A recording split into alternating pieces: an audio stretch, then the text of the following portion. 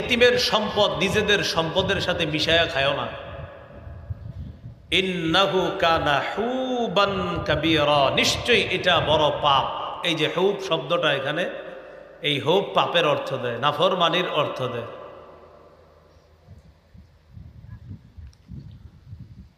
আল্লাহ পাক রব্বুল আলামিন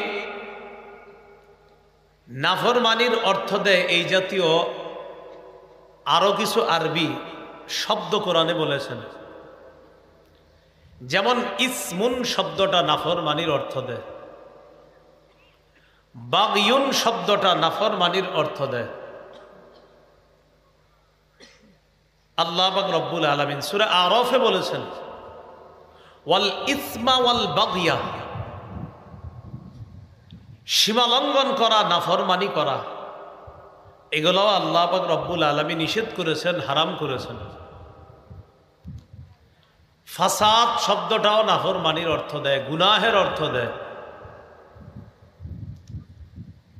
আল্লাহ পাক রব্বুল আলামিন ফাসাদ শব্দটা কোরআনে অনেক জায়গায় আলোচনা করেছেন, বলেছেন ওয়ালা তাবদিল ফাসাদা ফিল আরদ, জমিনে ফাসাদ সৃষ্টি করবা না, ফাসাদ কামনা করবা না, অনর্থ সৃষ্টি কামনা করবা না, নাফরমানি কামনা করবা না। এই নাফরমানি, ফাসাদ নাফরমানির অর্থ দেয়। কোরআনে একটা শব্দ আছে জাম্বুন, এটাও নাফরমানির অর্থ দেয়। সূরা আনকাবুতের মধ্যে আছে ওয়া কারুনা ওয়া ফিরআউনা ওয়া হামান, আমি কারুন, ফেরাউন, হামানকে ধ্বংস করেছি। ওয়ালাকাদ জাআহুম মূসা বিল বায়িনাত, মূসা নবী তাদের কাছে প্রমাণ নিয়ে এসেছে। ফাস্তাকবারু ফিল আরদ, এরা অহংকার করেছে জমিনে। এরা কি করেছে? অহংকার করেছে জমিনে। ওমা কানু সাবিকিন ফাকুল্লান আখাযনা বিযামবি, আল্লাহ বলেন প্রত্যেকের পাপের কারণে আমি প্রত্যেককে পাকড়াও করলাম। ফামিনহুম মান আরসালনা আলাইহি হাসিবা, কাউকে পাপের কারণে তাদের উপর পাথর বৃষ্টি পাঠায়া তাদেরকে ধ্বংস করলাম। ওয়ামিনহুম মান আখাযাতহুস সাইহা, কাউকে বিশাল চিৎকার আওয়াজ আইসা পাকড়াও করে ধ্বংস করে দিয়েছে। ওয়ামিনহুম মান খাসাফনা বিহিল আরদ, কাউকে কাউকে আমি জমিনের মধ্যে ধসিয়ে দিয়েছি, ধ্বংস করে দিয়েছি। ওয়ামিনহুম মান আগরাকনা, আবার কাউকে আমি পানির নিচে ডুবিয়ে হত্যা করেছি। এই জাম্বুন শব্দটা পাপের অর্থ দেয়। খতিআ, এটা পাপের অর্থ দেয়। সূরা ইউসুফের ৯৭ নম্বর আয়াতে আছে। ইউসুফ নবীর ভাইয়েরা আব্বা ইয়াকুব নবীর কাছে আসছে। আসার পরে ইয়াকুব নবীকে বলতেছে ক্বালু ইয়া আবানা আস্তাগফির লানা যুনুবানা ইন্না কুন্না খাতিইন, আব্বা আমাদের পাপের জন্য আল্লাহর কাছে ক্ষমা চান, আমরা পাপী ছিলাম, আমরা পাপ করেছি, আমরা অন্যায় করেছি। এগুলা পাপের অর্থ দেয়। ফুসুক, ইসিয়ান শব্দগুলা নাফরমানির অর্থ দেয়। সূরা হুজুরাতের ৭ নম্বর আয়াতে আল্লাহ বলেন ওয়ালামু আন্না ফীকুম রাসূলুল্লাহ, তোমরা জেনে রাখো তোমাদের মাঝে আল্লাহ রাসূল আছেন। লাউ ইউতিউকুম ফি কাসীরিম মিনাল আমর, নবী যদি তোমাদের সব কথা মেনে নিতেন, লাআনিতুম, তাহলে তোমরা কষ্টে পতিত হতে, তোমরাই কষ্ট পাইতা। ওয়ালাকিন্নাল্লাহা হাব্বাবা ইলাইকুমুল ঈমান, নবীর সাহাবীদেরকে আল্লাহ বলতেছেন আল্লাহ ঈমানকে তোমাদের কাছে পছন্দনীয় করে দিয়েছেন। ঈমানটা তোমাদের কাছে পছন্দনীয় করে দিয়েছেন, ঈমানটা তোমাদের কাছে আল্লাহ ভালো লাগিয়ে দিয়েছেন। ওয়াজাইয়ানাহু ফি কুলুবিকুম, সাহাবীদেরকে আল্লাহ বলেন আল্লাহ পাক রব্বুল আলামিন ঈমান তোমাদের কলবের ভিতর সাজায়া দিয়েছেন, সাজায়া দিয়েছেন। ওয়াকাররাহা ইলাইকুমুল কুফরা ওয়াল ফুসুক ওয়াল ইসয়ান, কুফুর, ফুসুক, পাপাচার করা, নাফরমানি করা তোমাদের কাছে অপছন্দনীয় করে দিয়েছেন। এজন্য কুফরি করা, পাপাচার করা, নাফরমানি করা, এগুলা সাহাবায়ে কেরামের কাছে আল্লাহ অপছন্দনীয় করে দিয়েছেন। এরা এগুলা করে না, এগুলা পাপ, এগুলা গুনাহ।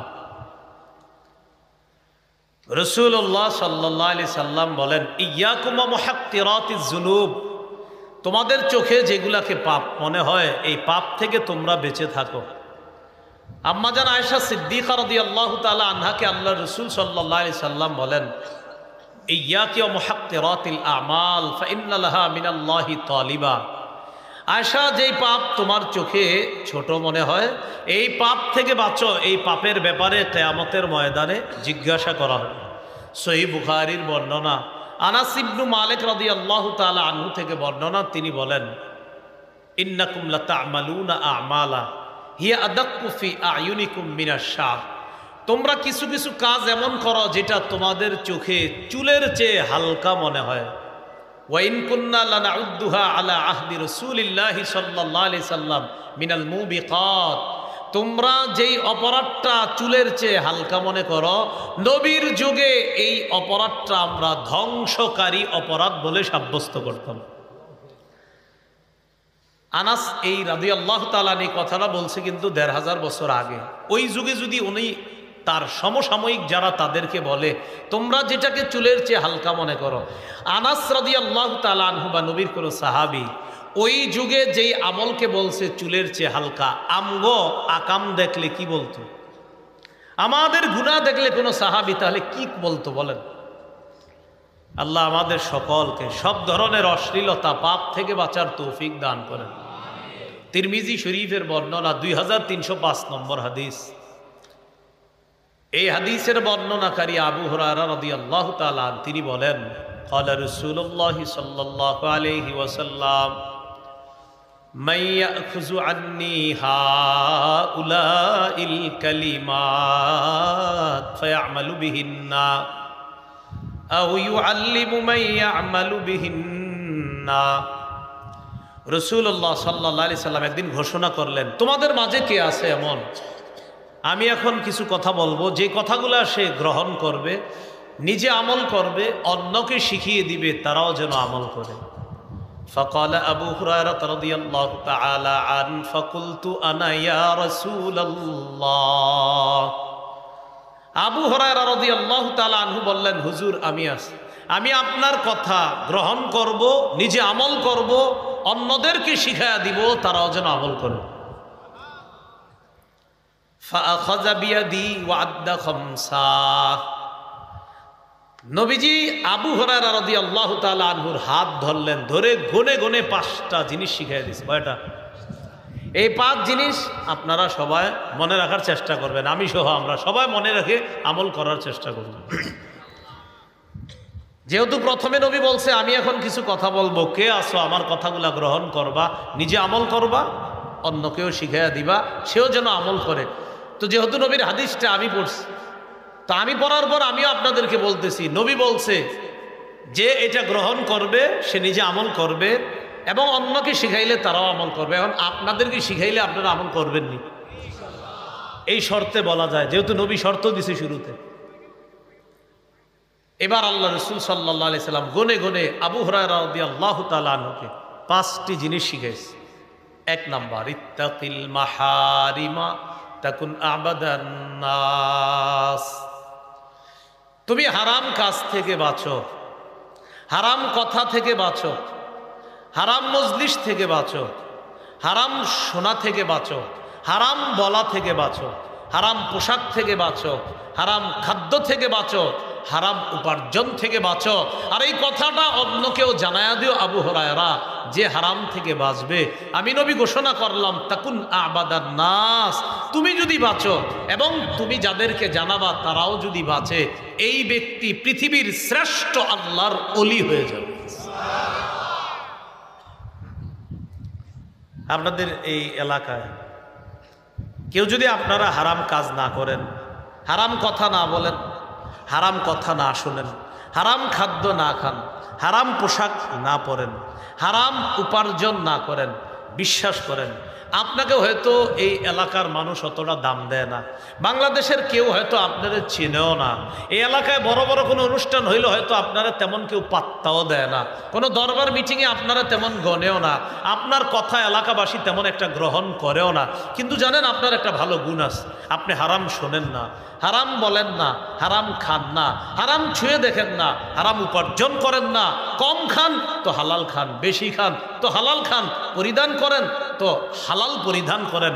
নবী বলেন তোমারে কেউ চেনুক আর না চেনুক, আল্লাহর খাতায় পৃথিবীর সবচেয়ে শ্রেষ্ঠ আবেদ তুমি হয়ে যাবা, আমি নবী ঘোষণা করলাম। তো এটা হলো 1 নাম্বার, ইত্তাকিল মাহারিম, হারাম থেকে বাঁচো। ওই আবু হুরায়রা রাদিয়াল্লাহু তাআলা আনহুর হাত ধরে নবী শিখিয়ে দিয়েছে, এটা হলো 1 নাম্বার। 2 নাম্বার, ওয়ারদ বিমা কাসামাল্লাহু লাকা তাকুন আগনান নাস। আল্লাহ তোমার বন্টনে যা দিস, আল্লাহ তোমার জন্য যা বরাদ্দ করছে, তোমাকে বন্টন করে যতটুকু দিস, এতেই তুমি সন্তুষ্ট থাকো। এই পৃথিবীর মানুষের মাঝে মনের দিক থেকে তুমি সবচেয়ে ধনী মানুষ হয়ে যাবা, সবচেয়ে স্বনির্ভর বান্দা হয়ে যাবা, যদি আল্লাহর ফয়সালায় তুমি খুশি হয়ে যাও। আজকে কত লাভ হয়েছে ব্যবসায়? 10,000 টাকা, আলহামদুলিল্লাহ। আজকে কত? 1,000, আলহামদুলিল্লাহ। আজকে কত? 10 টাকা, আলহামদুলিল্লাহ। আজকে সমান সমান, আলহামদুলিল্লাহ। আজকে 5 টাকা লস আছে, আলহামদুলিল্লাহ।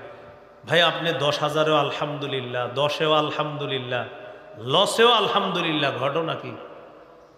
নবীজি বলছে আল্লাহর ফয়সালায় খুশি থাকার জন্য, আমার কম হোক বেশি হোক আমি আল্লাহর ফয়সালায় খুশি। নবী কয় আরে তুমি তো পৃথিবীর সবচেয়ে ধনী মানুষ, কারণ তোমার তো কোনো অভিযোগ নাই। এই হলো 2 নাম্বার। 3 নাম্বার, ওয়া আহসিন ইলা জারিকা তাকুন মুমিনা। প্রতিবেশীর সাথে উত্তম আচরণ করো, খাঁটি মুমিন হয়ে যাবা। প্রতিবেশীর সাথে উত্তম আচরণ করো, খাঁটি মুমিন। প্রতিবেশীর ওয়াজ এটা জরুরি, কিন্তু প্রতিবেশীর ওয়াজটা একটু রাখেন। আপন ভাইয়ের খোঁজ নিচ্ছেন নিয়ে ঈদে সবাই, প্রতিবেশী তো পরে। হ্যাঁ, আপন ভাই প্রতিবেশীর চেয়ে আরো আপন না? আপন ভাইয়ের খোঁজ কয়জন নিচ্ছে? পাশাপাশি ঘর 10 বছর আপন ভাইকে সালাম দেয় না, এরকম ভাইও পৃথিবীতে আছে। পাশাপাশি ঘর আপন ভাইকে কোনোদিন 1 বাটি গরুর গোস্ত পাঠাবে, মুরগির গোস্ত পাঠাবে মন চায় না কখনো। ঈদের দিন বন্ধুদেরকে দাওয়াত করে সেমাই খাওয়াইছে, আপন ভাইয়ের ঘরে সেমাই পাঠায় নাই। ঈদের দিন বন্ধুদেরকে, অফিস কলিগদেরকে ডাইকা মুরগি খাওয়াইছে, বিরিয়ানি খাওয়াইছে, আপন ভাইকে গত 10 বছর একদিন জিজ্ঞাসাও করে নাই খানা টানা খাইছেননি, বিরিয়ানি তো পরে। কিন্তু মজার বিষয় কি জানেন? মজার বিষয় আর লজ্জার বিষয় কি বললাম? মজা এবং লজ্জা। আপনারা 2 জন না এক জায়গায় ছিলেন 10 মাস 10 দিনের কম বেশি। আপনারা 2 জন একই জায়গায় ছিলেন 10 মাস 10 দিনের কম বেশি। যে মায়ের পেটে আপনার বড় ভাই ছিল, আপনিও ওই জায়গায় ছিলেন। আপনি আপনার আপন ভাইকে যে সালাম দিতেছেন না এখন, এই আপনার আপন ভাই আর আপনি, আপনার আম্মার পেটে যে আপনিও ছিলেন, আপনার ভাইও ঠিক এখানেই ছিল। যেই ভাইয়ের খোঁজ ঈদের দিন আপনি নেন নাই, ওই ভাই আপনার মায়ের পেটে ছিল, আপনিও ছিলেন। সমাজের বড় ভয়ঙ্কর বিষয়, আব্বা আর কাকা কথা বলে না, এই জন্য ভাতিজাও সালাম দেয় না। কি ব্যাপার তুমি সালাম দাও না কেন তোমার কাকাকে? আব্বার কাকা কথা বলে না তো তাই আমিও। আরে আব্বার কাকা কথা বলে না, সেটা ভাই ভাই অভিমান চলছে, আবার ঠিক হয়ে যাবে ইনশাল্লাহ। তো তুমি ভাতিজা কেন সালাম দাও না সেটা বলো।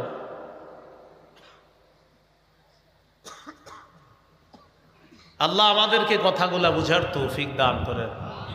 তো বলছিলাম প্রতিবেশীর সাথে উত্তম আচরণ করো, খাঁটি মুমিন হবা।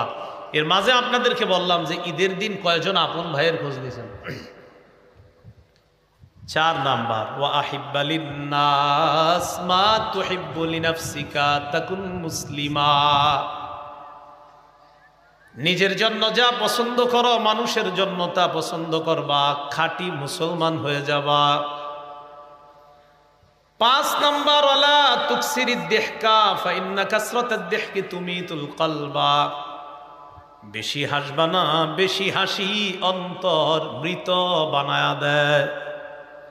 বেশি হাসবা না, বেশি হাসি অন্তর মৃত বানিয়ে দেয়। এটা সবাই একটু চর্চা করি চলেন, বলেন অধিক পরিমাণে হাসা, বেশি পরিমাণে হাসা অন্তরকে মৃত বানিয়ে দেয়। আজকে থেকে কান্না করব বেশি, হাসবো কম। তাহলে বেশি হাসির ক্ষতি কি? অন্তর মৃত বানায় দেয়, অন্তর মরা বানায় দেয়, অন্তর মৃত বানায় দেয়। দেখবেন যারা বেশি হাসাহাসি করে এরা গত 50 বছর মুনাজাতে কাঁদতেই পারেনি। কানবে কিভাবে? এর তো কান্না আসেই না। ওই যে মরে গেছে অন্তর, এত হাসে অন্তর মৃত হয়ে গেছে। এটা একদম শক্ত হয়ে গেছে, হাসতে হাসতে মৃত হয়ে গেছে, এখন আর কান্না আসে না চোখ দিয়ে। বন্ধুদের সাথে একটু গল্প করতেই পারেন, এত পরিমাণ হাসাহাসি হয়, এক পর্যায়ে কলব এমন শক্ত হয় আর কান্না করে না। এখন আর কান্না আসেও না, কান্না করবে। তো আবু হুরায়রা রাদিয়াল্লাহু তাআলা আনহুর হাত ধরে কয়টা জিনিস শিখাইছে, আমি 5টা আবার বলছি, একটু মন দিয়ে শোনেন। 1 নাম্বার, নবীজি বললেন, আবু হুরায়রা তুমিও নিজে আমল করবা, অন্যদেরকে শিখাইয়া দিবা, তারাও যেন আমল করে। 1 নাম্বার, হারাম থেকে বাঁচো, খাঁটি আবেদ হয়ে যাবা। 2 নাম্বার, আল্লাহ তোমার জন্য যা ফয়সালা করেছেন এটাতে তুমি সন্তুষ্ট হয়ে যাও, তুমি পৃথিবীর সবচেয়ে স্বনির্ভর বান্দা হয়ে যাবা। 3 নাম্বার, প্রতিবেশীর সাথে উত্তম আচরণ করো, খাঁটি ইমানদার হয়ে যাবা। 4 নাম্বার, নিজের জন্য যা পছন্দ করো অপরের জন্য সেটা পছন্দ করবা, খাঁটি মুসলমান হয়ে যাবা। 5 নাম্বার, বেশি হাসবা না, বেশি হাসি অন্তর মৃত বানিয়ে দেয়। আল্লাহ আমাদের সকলকে হারাম বলা, শোনা, হারামের মজলিসের পাশে যাওয়া, হারাম পোশাক পরিধান করা, হারাম পেটে নেওয়া ইত্যাদি সব ধরনের হারাম থেকে বাঁচার তৌফিক দান করেন। সহিহ বুখারীর বর্ণনা 2766 নম্বর হাদিস, 2766। এই হাদিসের মধ্যে রাসূলুল্লাহ সাল্লাল্লাহু আলাইহি সাল্লাম আমাদেরকে 60টি ধ্বংসাত্মক অপরাধ থেকে বাঁচতে বলছে। কয়টি ধ্বংসাত্মক অপরাধ? 60টি ধ্বংসাত্মক অপরাধ থেকে বেঁচে থাকতে বলছে আমাদের। তাহলে এই 7 অপরাধ এখন আমরা শুনবো, শোনার পর দেখবো কারো মধ্যে থাকলে বের করে দিব, না থাকলে ভবিষ্যতে যেন আমরা না করি। বলেন ইনশাআল্লাহ। قال رسول الله صلى الله عليه وسلم اجتنبوا السبع الموبقات। রাসূলুল্লাহ সাল্লাল্লাহু আলাইহি সাল্লাম বলেন 60টি ধ্বংসাত্মক অপরাধ থেকে তোমরা বাঁচো। বলেন তো কয়টি অপরাধ আমাদেরকে ধ্বংস করে দেয়? ক্বালু ওয়া মা হুন্না ইয়া রাসূলুল্লাহ। সাহাবীগণ প্রশ্ন করলেন, হুজুর এই 7টি অপরাধ কি? নবীজি বললেন, 1 নাম্বার শিরকু বিল্লাহ, আল্লাহর সাথে শিরক করা। বলেন তো 7 অপরাধ ধ্বংস করে আমাদেরকে, এর মধ্যে ধ্বংসকারী 1 নম্বর অপরাধের নাম কি? শিরক। শিরক করলে সব ধ্বংস। রমজানে 30টা রোজা রাখছে, রাখার পর আপনি আপনার আব্বার কবর জিয়ারত করতে গেছেন, মাশাআল্লাহ ভালো। আব্বার কবর জিয়ারত করার পর এবার আরেক আব্বার কবর জিয়ারত করতে গেছেন, সেটাও খারাপ না, জিয়ারত তো ভালো জিনিস। কিন্তু আরেক আব্বার কবর জিয়ারত করতে গিয়ে আপনি চারদিকে তাকাইছেন, এইভাবে তাকায় দেখেন আপনারে কেউ দেখে না, না দেখার কারণে ছোট্ট করে চুপে চুপে একটা সিজদা দিছেন। কি করছে? চুপে চুপে একটা। তো সিজদা মানুষ তারে দেখুক আর না দেখুক, কে দেখছে? 30টা রোজা কার জন্য রাখছে? রোজাগুলার সওয়াব দিবে কে? সামনে যে কাম করছেন এই কামের কারণে সব সওয়াব শেষ। সূরা জুমারের 65 নম্বর আয়াতে আল্লাহ বলেন, ওয়ালাকাদ উহিয়া ইলাইকা ওয়া ইলাল্লাযীনা মিন ক্বাবলিকা লাইন আশরাকতা লায়াহবাতান্না আমালুকা ওয়া লাতাকুনান্না মিনাল খাসিরিন। নবী আপনার প্রতি আর আপনার পূর্ববর্তী যারা, তাদের প্রতি এই মর্মে ওহী প্রেরণ করা হয়েছে, যদি আপনি শিরক করেন, নবী যদি আপনি শিরক করেন, অবশ্যই অবশ্যই আপনার আমল সব নষ্ট হয়ে যাবে, সব বরবাদ হয়ে যাবে। নবীরে বলতেছে। আমি আপনাদের হাতে পায়ে ধরে বলি, জীবনে যা করেন আর না করেন, একটা কাজ ভুলেও করেন না। কয়টা কাজ?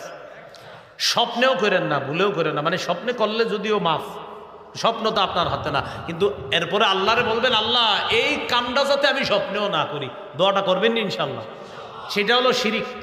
আল্লাহরে বলবেন, আল্লাহ জানা শিরিক অজানা শিরিক থেকে তোমার কাছে পানা চাই, ভবিষ্যতে জানা অজানা শিরিক যেন না করি, আল্লাহ আমাকে বাঁচান। মাবুদ গো, আমি যেন স্বপ্নেও শিরিক না করি। এটা আল্লাহরে বলবেন। কেন বলবেন? মনে রাখেন, সহিহ বুখারীর 1237 নম্বর হাদিস, কিতাবুর রিকাকে হাদিসটা অনেক লম্বা আসছে। নবী সাল্লাল্লাহু আলাইহি সাল্লাম চাঁদের আলোতে হাঁটতেছে। কিসের আলো? চাঁদের আলোতে হাঁটতেছে। হাঁটতে ওই সাহাবী বলেন, আমার মনে হলো আল্লাহ নবী একা হাঁটাটা তার পছন্দ, তাই আমি নবীর সাথে হাঁটি না, আমিও দূরে দূরে হাঁটতেছি। ফালতাফাতা ইলাইয়া, নবী আমার দিকে হঠাৎ তাকাইলেন। রাসূলুল্লাহ সাল্লাল্লাহু আলাইহি সাল্লাম আমার দিকে তাকানোর পর দূর থেকে বললেন, মান, কে? তা আমি বললাম, হুজুর আমি। তাহলে এদিকে আসো। তো নবীজি ডাক দিস। ডাক দেওয়ার পর এবার নবীজি তাকে পাশে নিয়ে নিয়ে হাঁটতেছে। এতক্ষণ ছিলেন দূরে, এখন পাশে। হাঁটতে হাঁটতে বলতেছে, শোনো, ইন্নাল মুকিল্লিনা ইন্নাল মুকসিরিনা হুমুল মুকিল্লুনা ইয়াউমাল কিয়ামা। দুনিয়াতে যারা বেশি সম্পদের অধিকারী, কিয়ামতের ময়দানে তাদের সওয়াব হবে খুব কম বলতেছে। সাথে সাথে আবার বলতেছে, তবে দুনিয়াতে আল্লাহ যাদেরকে অনেক সম্পদ দিছে, তারা যদি সম্পদ যথাযথ জায়গায় ব্যয় করে, খরচ করে, যাকাত সদকা ঠিকমতো আদায় করে, দুনিয়াতে তাদের যেমন বেশি সম্পদ, কিয়ামতের ময়দানে সওয়াবও অনেক বেশি হবে। এটা বলতে বলতে এক জায়গায় গেছে। যাওয়ার পর নবীজি বললেন, এই তুমি আর যাবা না, তুমি এই জায়গায় থামো, এবার আমি একা যাবো, তুমি থেমে যাও।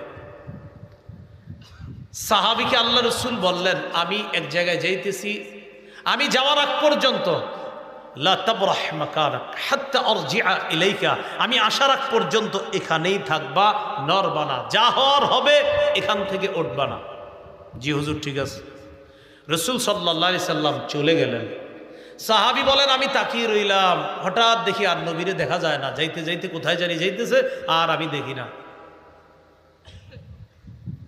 এক পর্যায়ে আমি অপেক্ষা করলাম, হঠাৎ একটা বিকট আওয়াজের শব্দ শুনতে পাইলাম। আমি ভয় পেয়ে গেলাম, আল্লাহ রসুলের উপর কোনো ধরনের বিপদ ঘটে নাই তো, নবীর উপর কোনো বিপদ আসে নাই তো। আমি চিন্তিত হয়ে গেলাম। আমার মন চাইলো আমি একটু রসুলকে গিয়ে দেখে আসি। যখন আমি উঠব, নবীর কাছে যাইতে মন চাইতেছে আমার, সাথে সাথে মনে পড়ছে নবী বলছে, আমার যা হবার হবে, এখান থেকে নড়বা না। এজন্য আমি আর যাই না, বসে রইছি। একদিক দিয়ে আমার টেনশন, নবী আসে না কেন। আরেক দিক দিয়ে টেনশন, এত বিকট আওয়াজটা শুনলাম, নবীর কোনো বিপদ হলো না তো। অপেক্ষা করতেছি। এক পর্যায়ে আল্লাহ রাসূল সাল্লাল্লাহু আলাইহি সাল্লামকে দেখে আমার দিকে আসতেছে, একজনের সাথে কথা বলতে বলতে। যাওয়ার সময় একা গেলেন, আসার সময় আল্লাহ নবী কোনো একজনের সাথে কথা বলতে বলতে আমার দিকে আসতেছে। নবী আমার কাছে আসছেন। আসার পর আমি বললাম, হুজুর আমি তো আর সইতে পারতেছি না বিষয়গুলা। কয় কি? আপনি গেলেন, যাওয়ার পর লম্বা সময় আমার থেকে আপনি দূরে থাকলেন, আপনি কোথায় গেলেন আমি জানি না। আপনি যাওয়ার পর বিকট একটা আওয়াজ শুনলাম, আমি ভয় পেয়ে গেলাম। ও আচ্ছা, তুমি আওয়াজ শুনছো? কয় হ্যাঁ। ভয়ের কিছু নাই, জিবরিল একটু অন্য পদ্ধতিতে আজকে আমার কাছে আসছে। তো জিবরিল যখন আসছে, আসার পর একটা আওয়াজ হয়েছে, যে আওয়াজটা তুমি শুনলা, এটা জিবরিল আমিন আসার আওয়াজ। ঠিক আছে হুজুর, বুঝতে পারলাম। আপনি যে আমার দিকে আসতেছিলেন, একজনের সাথে কথা বলতেছিলেন, এটা কে? নবীজি বলেন, যার সাথে কথা বলতেছিলাম এটাও জিবরিল। জিবরিল আমিনকে দেখা যায় নাই, বাকি শুধু নবীরে দেখা গেছে। হুজুর জিবরিল আমিন আপনারে কি বলতেছিল? কয় জিবরিল আমারে বলতেছিল, বাশশির উম্মাতাক আন্নাহু মান মাতা মিন উম্মাতিকা ওয়া হুয়া লা ইউশরিকু বিল্লাহি শাইআ দাখালাল জান্নাহ। নবী, আপনি আপনার উম্মতকে একটা সুসংবাদ দিয়ে দেন, আপনার উম্মতের যে ব্যক্তি শিরিক করা ছাড়া মারা যাবে, সরিষার দানা পরিমাণ ঈমান নিয়ে মারা যাবে, শুধুমাত্র শিরিক মুক্ত আকীদা নিয়ে যদি মারা যায়, আর সরিষার দানা পরিমাণ ঈমান যদি তার থাকে, এই ব্যক্তি জাহান্নামে কিছু সময় থাকলেও, অথবা লম্বা সময় জাহান্নামে থাকলেও, অথবা আল্লাহ যতদিন চায় ততদিন তাকে জাহান্নামে রাখলেও, নির্দিষ্ট একটা সময় পরিমাণ জাহান্নামে থাকার পর সরিষার দানা পরিমাণ পিওর ঈমান থাকার কারণে একদিন না একদিন সে জান্নাতে প্রবেশ করবে। এই জন্য একটা কাজ জীবনে স্বপ্নেও করবেন না, কিটা? শিরক করেন না। তাহলে আমার সাথে বলেন, শিরক করব না, শিরকি কথা বলবো না, শিরকি কথা শুনবো না, শিরকি মজলিসে বসবো না। তাহলে শিরকি কর্ম করব না, শিরকি কথা বলবো না, শিরকি কথা শুনবো না, শিরকি মজলিসে বসবো না। বলেন ইনশাআল্লাহ। কিন্তু এরপরেও আপনারা এই মাহফিলে যেমন আসছেন, মাঝে মাঝে আবার শিরকি কোনো আয়োজনেও চলে যান, এরকম হয় না? তো এটা তো ঠিক হলো না। এই জাতীয় বড় বড় আয়োজন, ভালো আয়োজন হয়, আবার শিরকি আয়োজন হয়। তো শিরকি আয়োজনগুলোতে আমরা যাব না, বলেন ইনশাআল্লাহ। আল্লাহ আপনাদের সকলকে, আমাকে, আমাদের সকলকে আমরা যেন শিরক মুক্ত ভাবে দুনিয়া থেকে গিয়ে একদিন না একদিন আমার, আপনার, আমাদের সকলের যেন আল্লাহ জান্নাতে সাক্ষাৎ করায়। কয়টা অপরাধ আমাদেরকে ধ্বংস করে মনে আসেনি? 7টা। 1 নাম্বার শিরক, 2 নাম্বার অসিহরু, জাদু করা। জাদু এমন একটা ভয়ঙ্কর বিষয়। ওই যে একজনের সাথে প্রেম করছে 12 বছর, কোনো কারণে মেয়ের বিয়ে করতে পারে না, এখন এরে জাদু করছে। সে নিজেও বিয়ে করতে পারে নাই, এখন মেয়েটার আরেক জায়গায় বিয়ে হয়েছে, ওই জায়গায়ও অশান্তি সৃষ্টি করার জন্য জাদু করছে। মেয়েটার শ্বশুর বাড়ি তাদেরকে পর্যন্ত জাদু দ্বারা আক্রান্ত করে পুরো পরিবারটা বরবাদ করে দেওয়ার চেষ্টা করতেছে। আপনি তো নির্লজ্জ, আপনি কাপুরুষ, আপনার শরম একটু কম। আরে যারে বিয়ে করতে পারেন নাই, সমস্যা কি? আল্লাহ আপনার ভাগ্যে রাখে নাই, অন্য কোথাও বিয়ে করে ফেলেন। কিন্তু আপনি নির্লজ্জ, বেহায়ার মতো একটা মেয়ের জীবন এই জাদুর মাধ্যমে শেষ করে দিতে চাইতেছেন, মেয়ের শ্বশুর বাড়িটাকে ধ্বংস করে দিতে চাইতেছেন। আপনি নিজের বীর পুরুষ ভাবলেও আল্লাহর কসম আপনি কাপুরুষ, আপনি নির্লজ্জ, আপনি বেহায়া। কেন আপনি এইভাবে একটা জাদুর মাধ্যমে একটা পরিবার শেষ করে দিতে চান?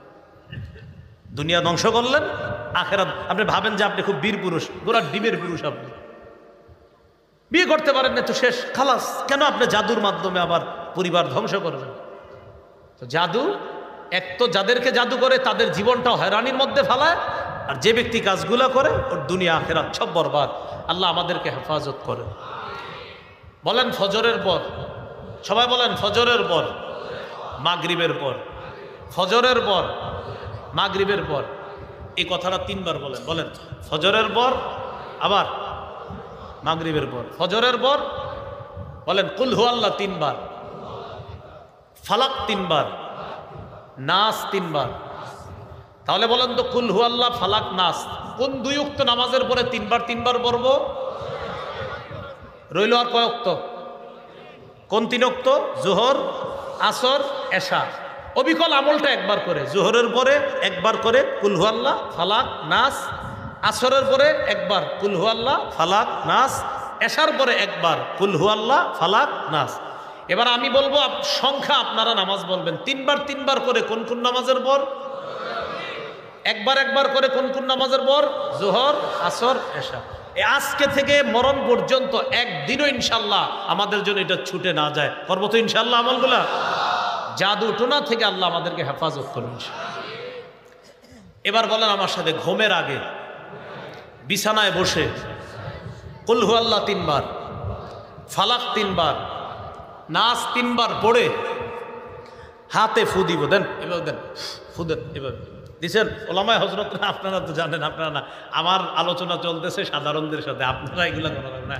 এবার দেন, দেওয়ার পর এবার দেখেন, বলেন শুধু সামনে, বলেন শুধু সামনে, এই যে শুধু সামনে। মনে থাকবে না ইনশাল্লাহ?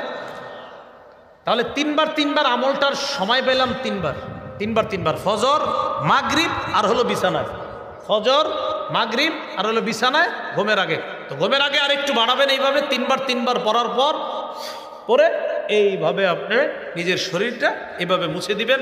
এখন বাসায় যাওয়ার পর দেখবেন আপনার ছোট বাচ্চাটা, ছেলে মেয়ে ঘুমায় রয়েছে, বিবিরে এখনই মেসেজ দিয়ে দেন বা ফোনে বলে দেন, তুমি তাড়াতাড়ি আমার ছেলে মেয়েকে, ওরা তো পারে না, তুমি পরে তাদের শরীরে ফু দাও। যদি দেখেন যে এই আমল আজকে হয় নাই, আপনি বাসায় গিয়ে বাচ্চাদেরকে এইভাবে ফু দিয়ে দেন এবং প্রতিনিয়ত বিবিরে বলবেন এই আমলটা করো। রাতে যখন চাকরিস্থল থেকে বিবিরে ফোন দেন, খাইছো, এই কথা জিজ্ঞাসা করার চাইতে বেশি জিজ্ঞাসা করবেন এই বাচ্চাদেরকে ফু দিয়ে ঘুম পাড়াইছো, এগুলা বলবেন।